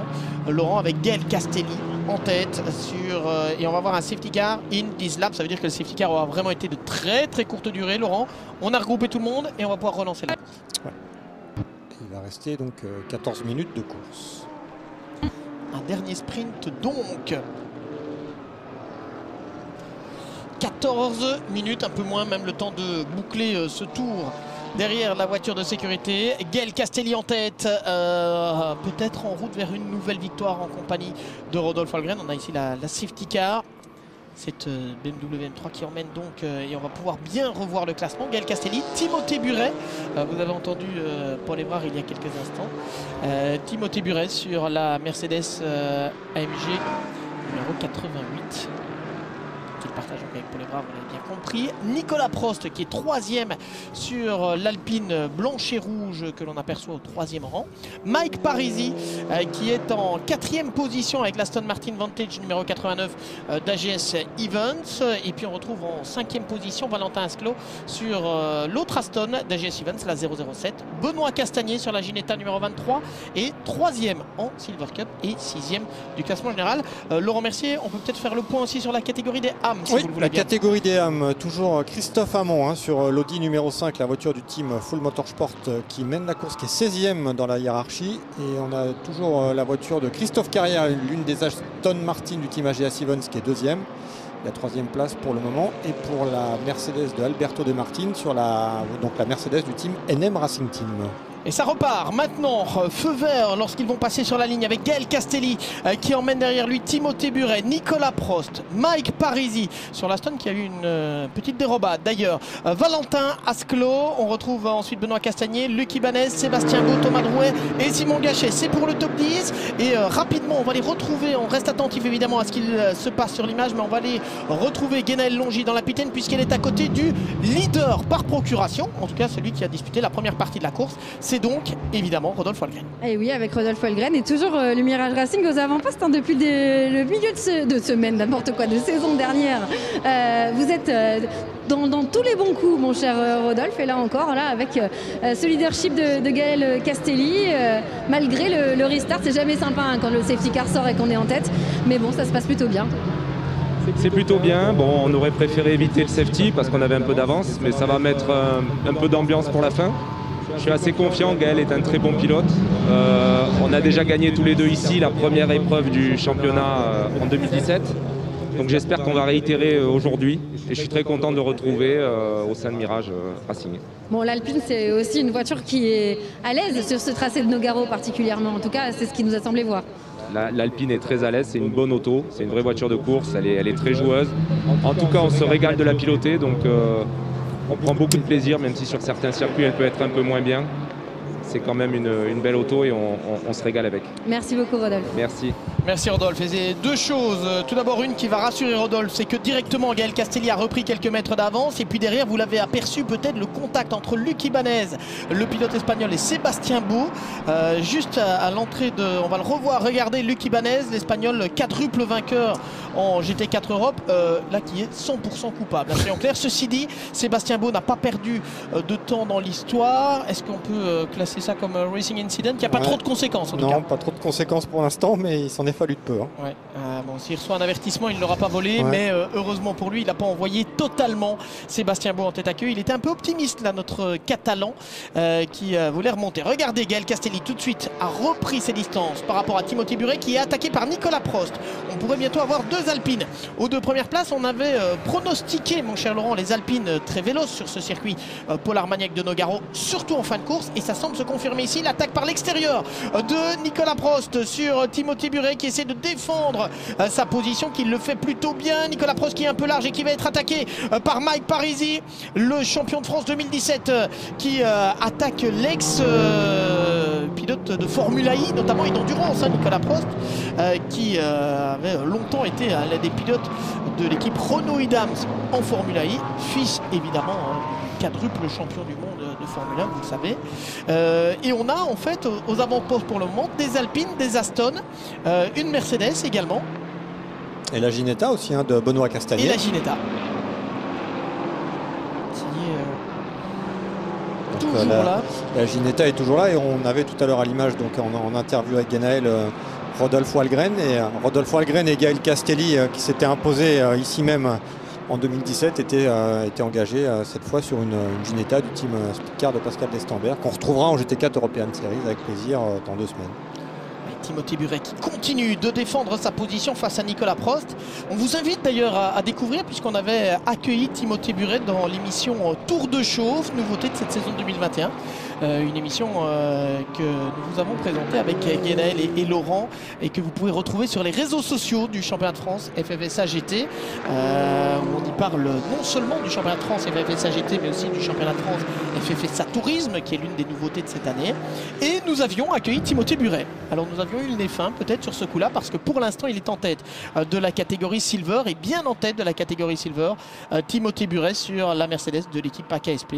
Il nous a notamment parlé de sa première course ici. Alors sans vouloir, on va juste vous faire un peu de teasing, hein, comme on dit en anglais, on va pas tout révéler, mais sa première course sur le circuit de Nogaro ici, il nous a expliqué, elle a été longue de 2 mètres. Parce qu'en fait, il a calé sur la grille de départ, il s'est fait percuter à l'arrière et il n'est pas allé plus loin. On a plein d'anecdotes comme ça qu'on peut vous révéler. Donc allez voir cette émission. Ça s'appelle Tour de chauffe et vous la retrouverez sur les réseaux sociaux du championnat de France FFSA GT et du championnat de France FFSA Tourisme. En attendant, Timothée Buret, pour l'instant, il est à mon avis le moins rapide de ce groupe, aussi parce qu'il doit défendre sa position bien sûr, mais du coup il fait un peu bouchon et ça permet à Nicolas Prost, Mike Parisi, Valentin Asclot et Benoît Castagnier de rester vraiment dans son sillage, et on risque d'avoir une fin de course plutôt animée pour la deuxième position, parce qu'en tête Gaël Castelli est parti. Pour l'instant, Gaël Castelli qui est toujours à la recherche d'un titre de champion de France FFSA GT, mais qui a un palmarès long comme le bras, hein, champion de l'Alpine Elf Europa Cup en 2019, ancien champion de la Porsche Carrera Cup France aussi en 2013. Il avait gagné à l'époque la Coupe Léon, la Coupe Seat Léon en 2011, et il avait gagné la Coupe Peugeot THP en 2010. C'est vous dire si en 10 ans et un peu plus, si en une décennie en tout cas, Gaël Castelli a souvent remporté des championnats. Et clairement en s'associant à Rodolphe Walgren, mais l'objectif cette année c'est d'aller chercher le titre dans la catégorie Pro-Am et d'offrir aussi un premier titre à Alpine et au Mirage Racing. Les Alpines qui ont souvent joué devant mais qui n'ont pas été sacrés depuis quelques années. On se souvient que l'an dernier on avait eu Vincent Beltoise et Rodolphe Walgren d'ailleurs qui avaient joué le titre.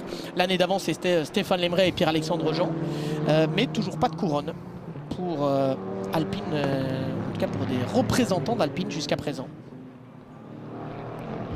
Ouais, cette année, en plus du côté du Mirage Racing, on ne met pas tous ses œufs dans le même panier, puisqu'on fait confiance à Alpine, mais aussi, on fait aussi confiance à Aston Martin avec pour la première fois pour l'équipe dirigée par Frédéric de Brabant et Guillaume Bruot. On fait rouler une Aston Martin Vantage GT4 pour Ruben Delsart et Yves Lemaître. Donc c'est un deal qui s'est monté un petit peu en dernière minute. Il y avait aussi la volonté de changer un petit peu, de faire différentes choses et aussi de rouler en GT4 European Series, puisque cette Aston Martin roulera aussi elle aussi dans le championnat européen. Alors on a vu l'Alpine numéro 76 Bodmer Auto, celle de Jean-Charles Rédélé et de Laurent Coubard, avec Laurent Coubard actuellement au volant. Celle-là était rentrée dans la voie des stands, elle a pu repartir et elle est intercalée pour l'instant entre Gaël Castelli et Timothée Buret. Du côté de la direction de course, on nous signale qu'on a bien vu le contact entre Luc Ibanez et Sébastien Beau. Je vous confirme, on l'avait bien vu aussi. Luc Ibanez qui avait tenté une attaque pour le moins osée là-bas. Il est où d'ailleurs Luc Ibanez? Mais je pense que c'est lui qui a été le premier puni, hein, puisqu'il est, effectivement, il est retombé 10e, Luc Ibanez. Apparemment, ils ont eu pas mal de soucis, nous a-t-il dit, après les essais qualificatifs. Ils ont eu pas mal de soucis au niveau des réglages de la voiture. Il disait Luc Ibanez, qui avait signé le meilleur temps lors d'une séance d'essais libres. On s'était dit, oulala, il va falloir surveiller ce NM Racing. Ce qui n'empêche pas d'ailleurs qu'il faudra les surveiller. Oui, mais ici en course, ça se passe un peu moins bien. La collaboration entre Luc Ibanez et Christopher Campbell qui a débuté lors du programme de détection des jeunes pilotes en Porsche Carrera Cup France, où Christopher faisait partie des coachs au même titre que Patrick Pilet. Et il y avait Luc Ibanez qui était dans la sélection et les deux ont sympathisé et finalement ils se retrouvent maintenant dans la même voiture en FFSA GT. Ouais, belle histoire effectivement. Nicolas Prost pendant ce temps-là continue d'attaquer de tous les côtés Timothée Buret, Nicolas Prost qui a derrière lui Valentin Asclot et puis on a juste derrière également, c'est Mike Parisien, oui, effectivement, et Benoît Castagnier. Et on va garder évidemment cette bagarre dans un coin de l'image, mais on va aussi aller retrouver Guénelle Longy, puisqu'elle est avec l'équipier de Nicolas Prost, c'est Rudy Servol cette année sur l'Alpine numéro 36. Oui, Rudy regarde aussi d'un coin d'œil ce qui se passe dans les écrans derrière. Vous parliez de Laurent Coubard tout à l'heure, qui est un ancien pilote de moto. Eh bien, en voilà un autre ancien pilote de moto, Rudy Servol, qu'on a plaisir de retrouver au volant d'une GT. Ça faisait longtemps qu'on vous avait pas vu dans le championnat de France, Rudy. Là encore, belle perf avec Nico, qui met la pression sur Timothée Buret et qui a la deuxième place du Pro-Am pour le moment entre les mains. Oui, tout à fait. Très content de revenir. Nicolas, en plus, voilà, un coéquipier génial. Là, il se bat bien. J'espère vraiment qu'on va faire le podium. Retour à mes premiers amours avec l'Alpine, avec le championnat en général. Voilà, un homme heureux. Si on vous avait dit, quand vous avez commencé, c'était en mid-jet à l'époque, hein, que vous oui. rouleriez un jour avec un Prost, quand même. C'est chouette, hein? C'est vrai. Très fier, ouais, c'est vrai. Bon, bah écoutez, on vous souhaite que ça aille jusqu'au bout et que vous montiez sur la meilleure marche du podium possible. Merci beaucoup, Rudy. On croise les doigts, merci. Merci beaucoup, effectivement, Rudy Servol. Alors, la meilleure marche du podium possible, pour l'instant, c'est la deuxième, hein, parce que la plus haute, à la régulière, ce sera impossible. Nicolas Prost qui a plus de 5 secondes de retard sur Gaël Castelli. Et la troisième place en âme, Thomas vient de changer, puisqu'on a maintenant Christophe Hamon sur l'Audi Full Motorsport en tête, toujours devant Christophe Carrière sur l'Aston Martin AGS Evans. Mais pour le moment, la troisième marche du podium est pour Franck Labesca sur la seule BMW M4 GT4 du plateau, celle qui est engagée par l'Espace Racing. Et Franck Labesca qui fait équipe avec Christian Philippon. Christian Philippon qui fera un double programme d'ailleurs. On a l'image d'ailleurs, cette BMW M4 GT4. Christian Philippon qu'on verra sur deux fronts. Et Franck Labesca aussi. Christian Philippon, je crois que vous alliez le dire, Laurent. Ah, qui roule en championnat de France de tourisme aussi. Et... Non, mais je vous déroule le tapis rouge. Okay, allez-y, marchez dessus s'il vous plaît. J'attendais la suite de votre côté. Ah non. Et donc, il roulera en championnat de France FFSA Touring. Donc ça veut dire qu'il passe d'une Peugeot RCZ Racing Cup à une BMW M4 GT4. C'est assez paradoxal quand même. Et il faut pouvoir s'adapter. Pendant ce temps-là, Nicolas Prost, toujours à l'attaque. Derrière Timothée Buret qui continue de défendre bec et ongle sa position. Avec des pneus qui doivent se dégrader petit à petit, je pense, pour Timothée Buret. Nicolas Prost qui ne doit pas s'énerver derrière, d'autant qu'il a Valentin Sclot juste derrière. Et Valentin Sclot, lui, il se dit, bon, si je pouvais aller rechercher quand même Timothée Buret, il y a peut-être une victoire dans la catégorie qui est en jeu ici. Regardez comment Timothée défend sa position. Et plus il défend, évidemment, moins il va vite, hein, puisqu'il quitte la trajectoire idéale. Et ça permet à tous ceux qui sont derrière de klaxonner en quelque sorte. À commencer par Nicolas Prost, mais aussi Valentin Sclot qui est 4e, Mike Parisi 5e et Benoît Castagnier toujours en 6e position. Puis derrière, on a un petit trou avant de retrouver Sébastien Beau, le champion de la Ligier European Series, qui découvre le FFSA GT ici et qui est 7e. Thomas Drouet, qui est en 8e position sur une Mercedes, la numéro 16. On les a à l'image. D'ailleurs, regardez, ça va passer pour Thomas Drouet qui attaque et qui passe devant Sébastien Beau. Et je pense que Simon Gachet, on n'a pas encore parlé Simon Gachet, mais qui découvre la Mercedes ce week-end, hein, lui qui vient de l'Audi, vient de passer aussi. Et on a trois Mercedes du team AKSP hein, qui sont roue en haut avec Thomas Drouet, Simon Gachet et Jim Pla qui fait une belle remontée. Jim Pla qui était aux alentours de la 18-19e place quand il a pris le volant et qui maintenant est remonté dans le top 10. Et on reste sur la bagarre aussi avec Grégory Guilbert. Ici, on a un Luc Ibanez qui est en difficulté. Je ne sais pas ce qui se passe sur la Mercedes du NM Racing Team, mais il a perdu quelques places.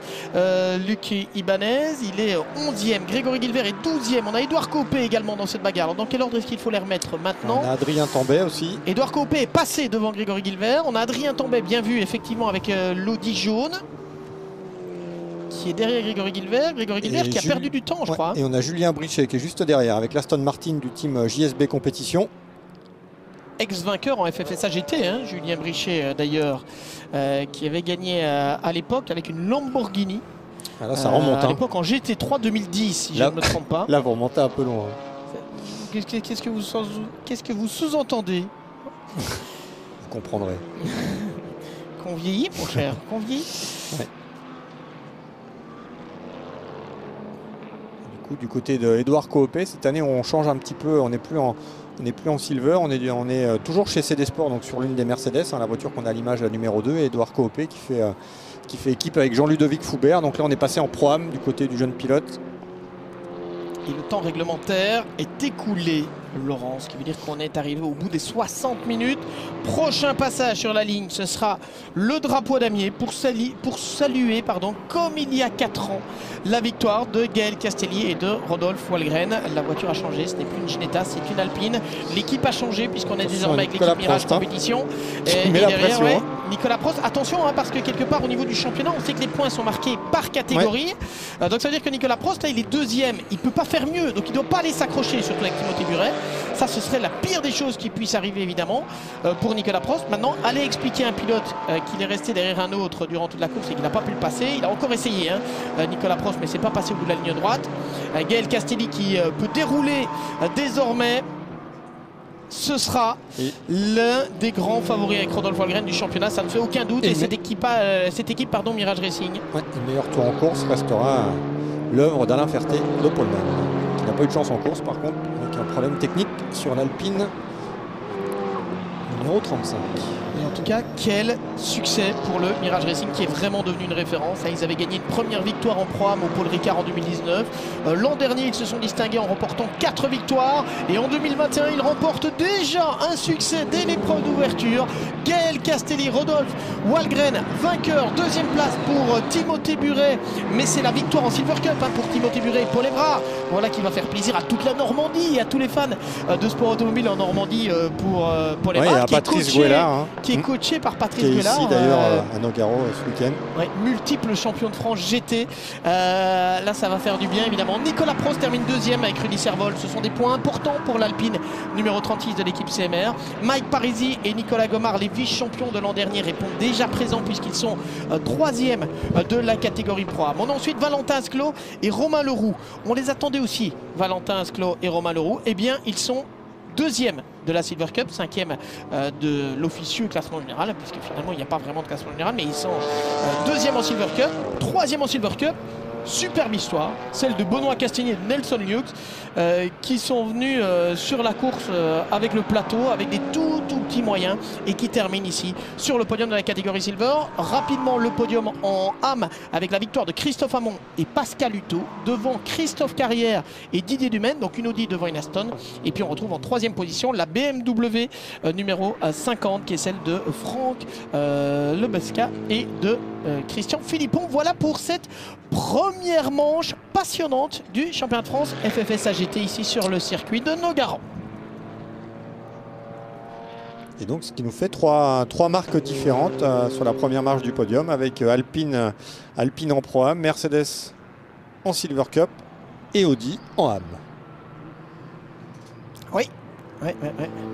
Effectivement, comme quoi il y en a un peu pour tout. On rappelle qu'il y a 7 marques engagées. Mercedes avec 11 modèles étant la mieux représentée. On a 6 Alpine, 6 Aston, 6 Audi, 2 Toyota, 2 Ginetta et une BMW.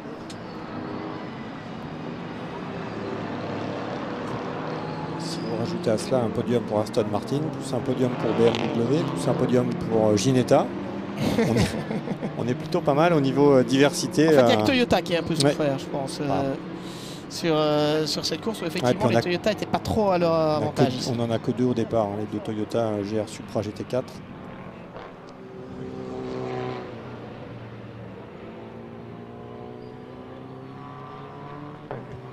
Voilà, on va avoir la joie évidemment dans le clan Mirage, on l'a dit. Ce qui est sûr, c'est que dans le clan Mirage Racing, c'est vraiment l'une des équipes, Laurent, qui sur les 2 dernières saisons, et c'est la 3e, qui est montée en puissance mais de manière absolument remarquable. Ah oui, sans aucun doute, on a mis les moyens, on a changé de locaux en plus cet hiver du côté de chez Mirage Racing. On a changé aussi un petit peu l'équipe technique, puisque Laurent Martin, qui s'occupait de la maintenance des Alpines, lui est passé dans le camp Full Motorsport. Et du coup ça fonctionne plutôt bien pour cette équipe Mirage Racing. Et dans le dernier tour, on a eu apparemment un accrochage. Merci à Jean-Michel qui est l'un de nos auditeurs attentifs qui nous signale qu'Adrien Tambay n'a pas passé la ligne d'arrivée. Il y avait une grosse bagarre là-bas. Il y avait Julien Brichet, il y avait Grégory Guilvert, il y avait Édouard Copé notamment, je pense, dans toute cette bande-là. Et apparemment Adrien Tambay malheureusement ne franchit pas la ligne d'arrivée. Je pense qu'Antoine Petit, lui, du coup, a gagné une place puisqu'il était derrière Julien Brichet en fin de course. Il finit juste devant. Oui, effectivement. La mieux classée des Toyota qui est donc 14e, Antoine Petit et Erwan Bastard. Et regardez, Gaël Castelli et Rodolphe Walgren. Gaël Castelli qui a la combinaison encore c'est Alpine. C'est Alpine. Oui, c'est Alpine avec laquelle il avait été champion de l'Alpine Elf Europa Cup il y a 2 ans. Ça reste dans la même marque. Chapeau en tout cas à cette équipe. Bravo à Rodolphe Walgren hein, qui lui aussi, l'air de rien, est en train de se faire un sacré palmarès à 41 ans. Champion AM 2018 notamment. Je pense aussi qu'il faut souligner la belle victoire aussi de Timothée Buret en Silver, puisque passer du prototype LMP2 à la GT4, c'est pas forcément évident, c'est pas du tout la même voiture. Et c'est plutôt une belle perf pour Timothée Buret. Oui, et on va retrouver Guénel pour les traditionnelles interviews des lauréats. Oui, et bien justement, en compagnie de Timothée Buret, première course, première victoire. Timothée, on en parlait pendant l'émission hier, vous disiez, oh, moi je la mettrais bien favorite cette Mercedes. Et bien qu'à cela ne tienne, voilà la victoire en silver. Oui, voilà, première victoire. Je suis très content pour l'équipe AK, pour mon coéquipier Paul Evra qui a fait un super boulot au début de course. Ça a été assez rude en piste, on manquait un petit peu de VMAX, donc c'était un petit peu la défense à chaque tour. Mais bon, je me suis amusé. Bravo mec. Et puis voilà, encore une fois, super boulot de AK. On va essayer de faire une belle remontée demain parce qu'on part d'un petit peu plus loin. Mais en tout cas, c'est un bon début de week-end. Ouais. Merci, bravo à vous messieurs. Merci. Merci Guinel, bravo à Paul Evrard et Timothée Buret. Très très belle lutte, effectivement. Vainqueur donc de la Silver Cup. Et du côté de Mirage, on vous parlait des succès. Il y en avait eu un ici à Nogaro l'an dernier avec Morgan Moulin-Trafort et Philippe Jo qui avaient gagné en Pro-Am et qui cette fois, Mirage gagne non seulement Pro-Am mais aussi, c'est pour l'honneur, mais pour le classement général. On va retrouver désormais le vainqueur de la catégorie AM, présenté comme les grands favoris. Pascal Hutto et Christophe Hamon répondent présents et ils répondent aussi au micro et aux questions de Guénel Longy. Et oui, finalement, c'est presque pas une surprise pour nous. En tout cas, on s'y attendait. Voilà, on attendait bagarre évidemment, mais quand on a les vice-champions de France de la catégorie sur la grille de départ en pôle, on s'attend à ce qu'ils gagnent. Et ben, c'est ce que vous avez fait, Christophe, Pascal. Oui, merci beaucoup. En fait, c'est une belle victoire. Franchement, j'en ai vraiment sué. Depuis le début de mon relais, j'ai des gros problèmes avec les pneus arrière, donc j'ai augmenté le réglage du TC pour préserver. Et puis, j'ai fait un peu ce que je pouvais bouchon par rapport aux autres, bien sûr dans les règles. Mais en tout cas, bravo à Pascal qui a fait un super relais. Et aussi, grâce à lui, on est parti de la pole. Merci à vous, messieurs. Grand bravo. Merci beaucoup. Voilà, bravo à eux, Pascal Hutto et Christophe Hamon, vainqueurs donc de la catégorie AM Cup. Ouais. Belle saison. Belle saison. Une victoire alpine pour débuter ce championnat de France FFS AGT avec Gaël Castelli et Rodolphe Walgren, vainqueur donc de la catégorie Pro-Am et en plus vainqueur du classement général. Guénel Longy a été attrapé, nos vainqueurs du jour. On vous écoute Guénel. Et oui, on a discuté avec Rodolphe quelques minutes finalement avant l'arrivée. Il n'avait pas l'air particulièrement stressé. Il avait raison parce qu'il avait Gaël Castelli dans la voiture qui a fait un super restart et qui a été chercher cette victoire de main de maître. Bravo Gaël, bravo évidemment à vous Rodolphe. Première victoire pour vous et pour Mirage Racing cette saison. Merci à tous. C'est vrai qu'on a bien bossé depuis hier pour faire marcher la voiture. C'est vrai que c'est un circuit assez abrasif, donc ça bouffe beaucoup de pneus, donc il faut tout faire en sorte pour pas chauffer trop les gommes. C'est la clé de la réussite en fait ici. On a trouvé un super setup et je suis content. Rodolphe il a fait un bon boulot. Et en montant dans la bagnole, il m'a dit tu verras, elle est top. Donc je lui ai fait confiance et puis c'est vrai que vu les chronos qu'on fait, je pense qu'on n'est pas loin de la vérité. Ouais. Eh bien écoutez, les adversaires, les concurrents sont prévenus, il faudra compter sur cet équipage, on n'en doutait pas, mais là vous nous en avez donné la confirmation encore aujourd'hui. Bravo messieurs et allez au podium. Merci Guénel, bravo à Gaël Castelli et bravo à Rodolphe Walgren qu'on avait eu au micro pendant la course. Splendide victoire, sincèrement. Vous allez vous moquer mon cher Laurent, mais je les avais pronostiqués en étant vraiment très bien ce duo là parce que c'est un duo hyper solide, hyper convivial et clairement c'est un duo qui marquera cette saison. Allez, on revoit les meilleurs moments de ce championnat de France.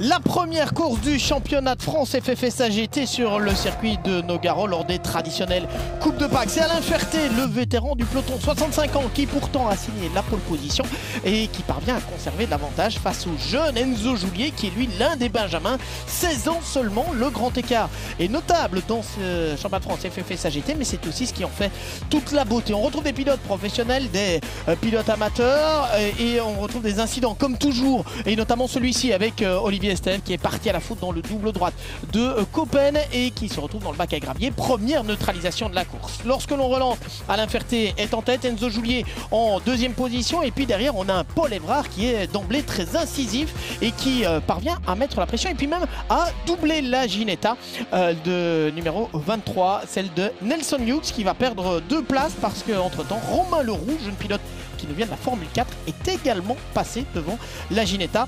Paul Évrard et Romain Leroux qui se retrouvent donc 3e et 4e de cette course. L'arrêt de l'Alpine numéro 35 qui est l'une des premières à rentrer dans la voie des stands. Malheureusement, Grégoire de Moustier qui relaye Alain Ferté, et cette voiture n'ira pas beaucoup plus loin avec des problèmes techniques dans la deuxième partie de la course. On voit d'ailleurs cette Alpine Bodemer Auto arrêtée ici. Dommage vraiment pour Alain Ferté et Grégoire de Moustier qui méritaient mieux. C'est une autre Alpine qui prend dès lors le relais, la numéro 222. Rodolphe Walgren a disputé le début de course. C'est Gaël Castelli qui est chargé de terminer cette épreuve. Un duo qui a déjà gagné il y a 4 ans ici lors de la toute première épreuve du championnat de France FFS AGT en version GT4. À l'époque c'était sur une Ginetta. Ici tout va bien pour l'une des Alpines Mirage, pour l'autre malheureusement catastrophe. Vincent Beltoise se plante dans le bac à gravier au bout de la ligne droite et la safety car BMW M3 doit de nouveau monter en piste pour regrouper tout le monde. On relance la course, une bonne dizaine de minutes. Les esprits s'échauffent à l'image de Luc Ibanez qui attaque ici Sébastien Beau. Petit contact entre les deux Mercedes AMG, heureusement sans grande conséquence cette fois, et c'est une autre Mercedes qui va animer la fin de course, celle de Timothée Buret qui est deuxième et qui manque un peu de vitesse de pointe et qui doit se défendre notamment face à ceux qui sont derrière, et notamment Nicolas Prost qui lui mettait la pression. En attendant, victoire, et elle est très nette, elle est très claire, de Rodolphe Walgren et de Gaël Castelli sur cette épreuve dans la catégorie Pro-Am. Victoire en silver pour la Mercedes AKSP numéro 88 de Paul Évrard et de Timothée Buret, et victoire en Am Cup pour les favoris du championnat, Pascal Hutto et Christophe Amon. Le championnat de France FFS AGT 2021 est bien lancé. Et on va pouvoir voir le classement général, Laurent, avec Alpine qui s'impose. Avec Alpine qui s'impose, avec Rodolphe Walgren et Gaël Castelli donc sur l'Alpine Mirage Racing, la numéro 222. Deuxième place pour Paul Évrard et Timothée Buret, ce sont les vainqueurs de la Silver Cup sur la Mercedes numéro 88. Troisième place toujours en Pro-Am avec Nicolas Prost et Rudy Servol sur l'Alpine CMR. Nicolas Gomard, Mike Parisi, 4e, c'est la première des Aston, juste devant la voiture sœur d'AGS Evans de Romain Leroux et Valentin Asclot qui termine 2e en silver. Et Benoît Castagnier, Nelson Luc sur la Ginetta du team K-Works Racing 6e. Ouais, qui termine 3e de la catégorie Silver. Troisième de la catégorie Silver. Et on voit aussi du côté de la catégorie Am, on va le voir dans quelques instants, la victoire donc en Am. On descend un peu plus loin dans notre classement. Voilà, 17e pour l'Audi numéro 5 de Hutto et Amon qui devance l'Aston 161 de Dumaine et Carrière, et 3e position en Am pour la BMW numéro 50. Oui. Et on va retrouver le podium.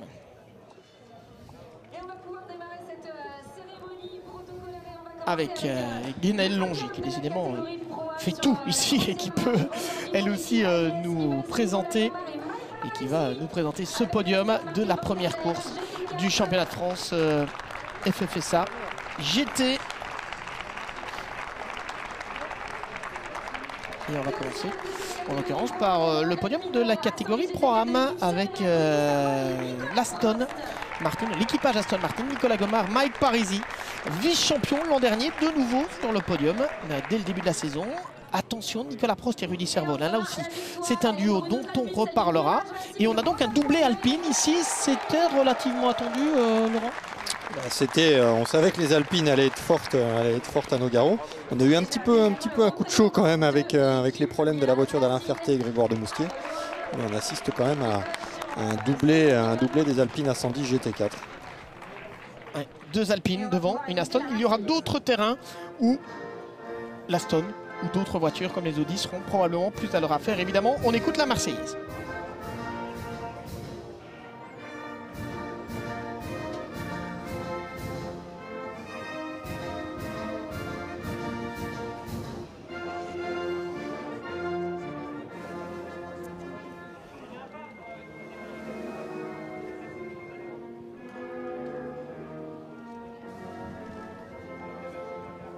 Voilà pour l'hymne national. Voilà cette fameuse Marseillaise. Et bien franchement, c'est quand même amusant, je trouve. 4 ans plus tard, de se retrouver avec le même poleman, les mêmes vainqueurs. La probabilité était relativement faible. Qui avait gagné la course 2 en 2017? Vous vous en souvenez, mon cher Laurent? Je suis sûr que vous avez ça dans vos notes quelque part, sinon je peux le retrouver aussi. C'est pour savoir qui va gagner demain, en fait. Demain ça va être... Ça va être plus compliqué? Ça va être plus compliqué, non, pas forcément, on va voir. On avait, c'était David Hallyday et Morgan Moulin-Trafort, il me semble, sur la voiture de CD Sport qui était une Porsche. Ouais, David Hallyday n'est plus là, mais Morgan Moulin-Trafort est bel et bien là avec l'Audi de l'équipe Full Motorsport. Voilà donc pour le premier podium de cette saison sur le championnat de France FFS AGT, celui de la catégorie Pro-Am. Et on va continuer évidemment avec les autres podiums en Silver Cup, notamment où on va accueillir sur la 3e marche du podium une Ginetta. Preuve que cette Ginetta qui elle aussi avait gagné, elle était montée sur le podium il y a 4 ans, ne vieillit pas, enfin un peu quand même. Mais... Alors, comme vous quoi Laurent, elle vieillit à peine. Je ne relèverai pas votre remarque, mais on est en train de préparer une nouvelle Ginetta en plus, donc la G56 GT4 qui doit faire son apparition au cours de la saison, notamment en British GT. Donc on espère voir aussi sur les circuits français. Et la 2e place pour Romain Leroux et Valentin Asclaude dans cette catégorie Silver. Encore une Aston AGS Evans. En fait, AGS Evans qui a placé au moins une voiture sur les 3 podiums. Parce qu'on en aura une en AM également. Et puis la victoire donc en Silver avec Paul Évrard et Timothée Buret. Bravo messieurs, bravo à l'équipe AKSP. Merci Laurent Mercier d'avoir été avec nous. Merci aux équipes de production de Stop & Go. Merci à Guénel Longy pour les interviews dans la pit lane. On vous donne rendez-vous demain pour un départ à 13h40.